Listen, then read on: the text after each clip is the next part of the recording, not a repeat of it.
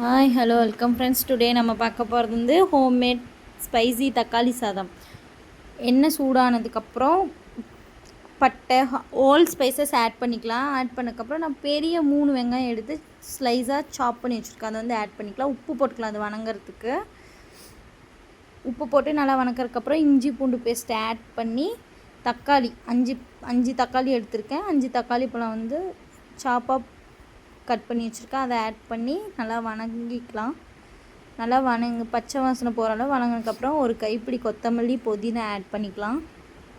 அதுவும் நல்லா வணங்கினோட்டி ராஸ்மெல் போகிற அளவு வணக்கிக்கலாம். அப்புறம் வந்து ஸ்பைசஸ் ஆட் பண்ணிக்கலாம்.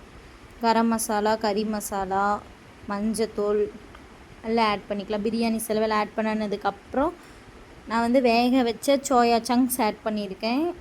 எங்கள் வீட்டில் இருக்கவங்களுக்கு சோயா சங்க்ஸ் போட்டால் தான், அதனால் நான் சோயா சங்க்ஸ் போட்டிருக்கேன். ரைஸ் வந்து 3 டம்ளர் எடுத்துருக்கனால நான் 6 கிளாஸ் வாட்டர் வச்சுருக்கேன். அப்புறம் தேவையான அளவு உப்பெல்லாம் போட்டுக்கோங்க. நல்லா கொதி வந்ததுக்கப்புறம் நம்ம வந்து ஊற வச்சுருந்த ரைஸ் வந்து போட்டுக்கலாம்.